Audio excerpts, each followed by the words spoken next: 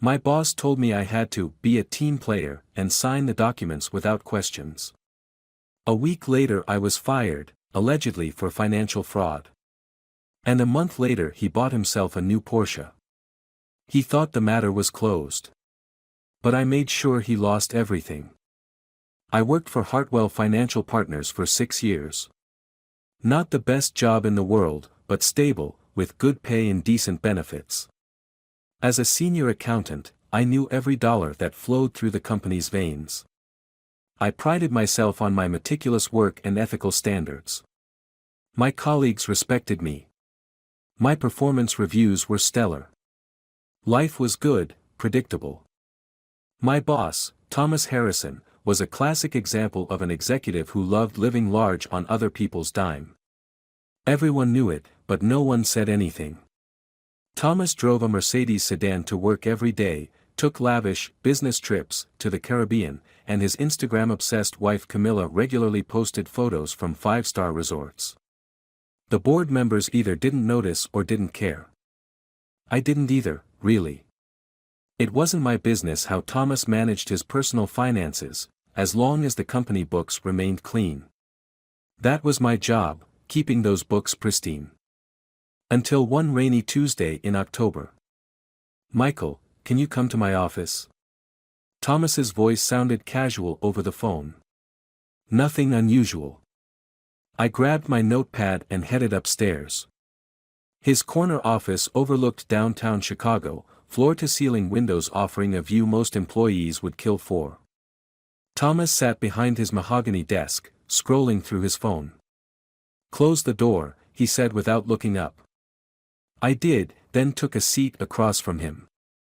"Great news," Thomas finally glanced up, flashing his trademark smile, the one he used to close deals and charm investors. "We're finalizing the Davidson acquisition next week." I nodded. The Davidson deal had been in the works for months. A smaller financial services firm that would expand our market share considerably. "The board's thrilled," he continued. "This could mean big bonuses for the executive team. You too, potentially." "That's great," I replied, though something in his tone made me uneasy. Thomas slid a folder across the desk. "Just a few documents that need your signature. Standard procedure, you know the drill." I opened the folder. Inside were quarterly financial reports with numbers that immediately set off alarm bells in my head. Revenue inflated by nearly 30%. Expenses mysteriously reduced. Projected earnings that bordered on science fiction. "These figures aren't accurate," I said slowly, looking up at him. Thomas waved his hand dismissively. "It's just for the acquisition. We need to show strong performance to finalize the deal." "But this is fraud," I replied, my voice suddenly dry. "These numbers are completely fabricated." "Look, Michael," Thomas leaned forward, his voice dropping. "This is how business works at this level. Everyone does it. The Davidson deal is crucial for us right now." "I can't sign this," I said, closing the folder and sliding it back. Thomas's friendly demeanor vanished instantly. His eyes hardened. "You need to be a team player here," he said coldly. "The executive committee expects these reports signed by end of day." "I'm sorry, but I won't put my name on fraudulent documents." He stared at me for a long moment. "Think carefully about what you're doing, Michael. You've been with us 6 years. You have a good thing going. Don't throw it away over some accounting technicality." "Falsifying financial statements isn't a technicality," I replied, standing up. "It's a federal crime." Thomas's face flushed with anger. "Just sign the damn papers, Michael. Or I'll find someone who will." I walked out of his office without another word, my heart hammering in my chest. For the rest of the week, Thomas avoided me. The office atmosphere grew tense.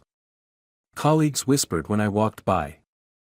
I saved copies of the fraudulent documents to a secure cloud account, just in case.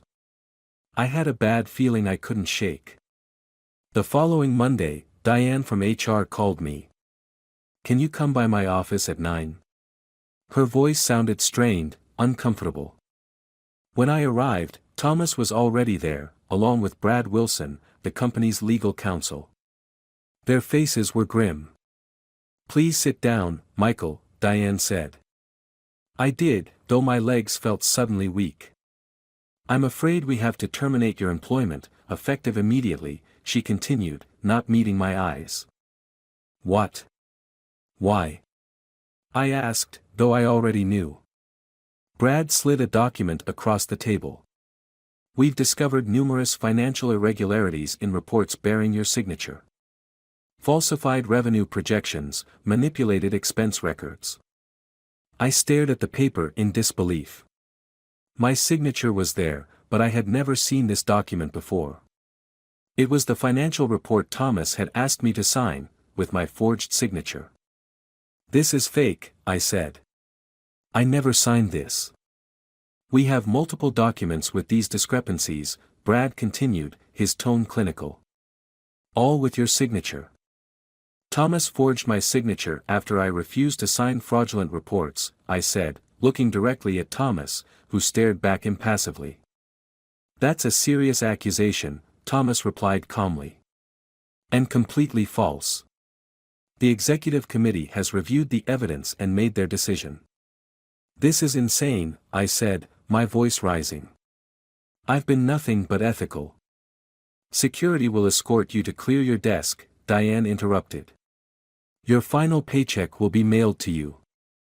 30 minutes later, I stood on the sidewalk outside the gleaming office tower, holding a cardboard box with my personal belongings, watching my career and reputation crumble before my eyes. Over the following days, I tried to contact board members, other executives, even colleagues I thought were friends. No one would speak to me. Thomas had moved quickly to discredit me completely. Rumors circulated that I'd been embezzling funds. That I was under federal investigation. None of it was true, but the damage was done. I consulted an attorney, who reviewed my case and grimly informed me that fighting Hartwell would be an uphill battle. Their legal team would overwhelm me, and Thomas had clearly covered his tracks well. "Sometimes the best revenge is living well," my attorney advised, cashing my check for the consultation. Easy for him to say. He hadn't lost everything. A month later, I was scrolling through LinkedIn, half-heartedly searching for job openings, when a post stopped me cold. Thomas Harrison smiling beside a shiny new black Porsche 911, his arm around his wife. The caption read, "Hard work pays off. Celebrating the successful Davidson acquisition with a little present to myself. #blessed #Porsche life." The comments were filled with congratulations from sycophants and colleagues. I felt physically ill. That night, I couldn't sleep. Thomas had not only stolen my job and reputation but was now flaunting his success, built on fraud and deception. He thought he'd won. That I was finished. He was wrong. The next morning, I started planning. First, I needed to understand exactly what Thomas had done and how deep the fraud went. I spent days reviewing the documents I'd saved, tracing money flows, identifying discrepancies. Thomas hadn't just falsified the quarterly reports, he'd been skimming money for years, hiding it in fake vendor accounts and phantom expenses. Next, I needed more evidence. I reached out to Sarah, a junior accountant at Hartwell who had always been friendly to me. We met for coffee, and I carefully broached the subject. "Must be busy with the Davidson acquisition," I said casually. Sarah looked tired. "You have no idea. The numbers aren't matching up, and Thomas is pushing everyone to make it work somehow." "Cooking the books?" I asked, watching her reaction. She glanced around nervously. "I didn't say that." "Sarah, you know why I was fired, right?" She looked down at her coffee. "They said you were manipulating financial reports. And you believe that?" Sarah was silent for a long moment. "No," she finally said. "Not really." Over the next hour, I carefully explained what had happened. By the end, Sarah was visibly shaken. "I need your help," I told her. "Not to do anything illegal, just to get copies of certain documents. Things that would already be public record if Thomas wasn't hiding them." Sarah hesitated. "I could lose my job. You could also be implicated in fraud if this all comes crashing down," I pointed out. "Better to be on the right side of this." A week later, Sarah delivered a USB drive with internal documents showing exactly how Thomas had manipulated the Davidson acquisition numbers. The fraud was even more extensive than I'd thought. My next step was finding the right legal help. Not just any attorney, I needed someone specialized in financial crimes and whistleblower cases. After numerous consultations, I found Elizabeth Caldwell, a former SEC prosecutor who now represented whistleblowers. "Your case has merit," she told me after reviewing my evidence. "But timing is everything. We need to wait for the right moment to maximize impact." "What's the right moment?" I asked. "When Thomas and Hartwell have the most to lose," she replied. The opportunity came sooner than expected. 3 months after my firing, Hartwell Financial Partners announced plans to go public. The IPO was scheduled for the following quarter, with projections valuing the company at over $2 billion. Thomas stood to make tens of millions from his equity stake. "This is it," Elizabeth said when the news broke. "They'll be under intense scrutiny during the IPO process. Any hint of financial impropriety could tank the whole thing." We spent weeks preparing our case, gathering evidence, building a detailed timeline of fraud that spanned years. Elizabeth reached out to contacts at the SEC and the FBI's Financial Crimes Division. 2 weeks before the IPO roadshow was set to begin, federal agents arrived at Hartwell's offices with subpoenas. The same day, Elizabeth filed our whistleblower complaint with detailed evidence of Thomas's fraudulent activities. The company's stock, already trading on private markets in anticipation of the IPO, plummeted. The board called an emergency meeting. Thomas issued a statement calling the investigation baseless and promising full cooperation. Behind the scenes, panic set in. I heard from Sarah that Thomas was shredding documents and deleting emails. Too late, we already had copies of everything. When Thomas was called in for questioning by federal investigators, he maintained his innocence. "These allegations are completely false," he insisted. "Our financial statements are in perfect order." But the evidence told a different story. The fake vendor accounts. The inflated revenue projections. The Davidson acquisition based entirely on fraudulent numbers. It all led back to Thomas. A week later, Hartwell issued a press release. The IPO was being postponed indefinitely pending the outcome of the federal investigation. The board announced Thomas's temporary leave of absence. I watched it all unfold from a distance, updating my LinkedIn profile with a new position, financial compliance consultant. I'd started my own small practice, helping companies ensure their books were clean and their processes ethical. It wasn't making me rich, but it paid the bills. Thomas's downfall continued to accelerate. The board, desperate to save the company, threw him under the bus. They announced their own internal investigation had uncovered concerning financial discrepancies, and that they were fully cooperating with federal authorities. Camilla, Thomas's wife, suddenly stopped posting vacation photos. Instead, their sprawling Lake Forest mansion appeared on real estate listings, described as a motivated seller opportunity. A month later, the news broke: Thomas Harrison, former CEO of Hartwell Financial Partners, had been indicted on 27 counts of securities fraud, wire fraud, and financial statement fraud. If convicted, he faced up to 30 years in prison. The same day, I received a call from an unfamiliar number.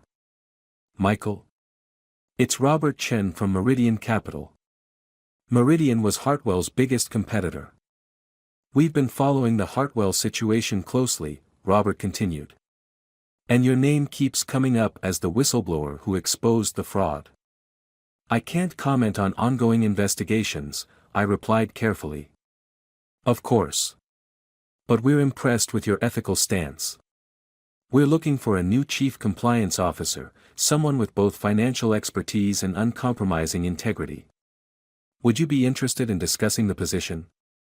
6 months after being escorted out of Hartwell with a box of belongings, I walked into Meridian's headquarters as their new CCO, with a corner office, a team of 20 compliance specialists, and a salary double what I'd made at Hartwell.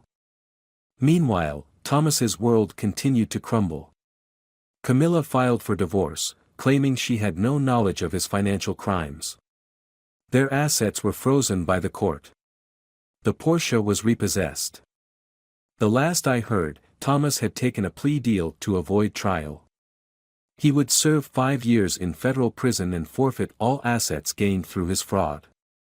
Sometimes I drive past his former mansion, now sold at a fraction of its value. I don't feel the satisfaction I expected. Just a hollow sense that justice, while served, doesn't undo the damage he caused, to me, to Hartwell's employees, to the clients who trusted him. But on difficult days, when the weight of rebuilding my life feels heavy, I remember something my grandfather used to say: the best revenge isn't just getting even, it's living better than you ever could have before. My new office also has floor-to-ceiling windows overlooking downtown Chicago. But unlike Thomas, I earned my view honestly. Does that make me better than him? I'm not sure. But I sleep well at night, and somehow, I don't think Thomas does, even with the thin mattress and prison-issue blanket. Some call it karma. I call it consequences. As for me, I've moved on, mostly. Though sometimes, late at night, I still find myself checking Thomas's case status in the federal database. Not out of vengeance anymore, but as a reminder that principles matter. That standing up for what's right, even when it costs you everything, isn't weakness, it's the ultimate strength. I wonder if Thomas, lying awake in his cell, has learned the same lesson. Somehow, I doubt it.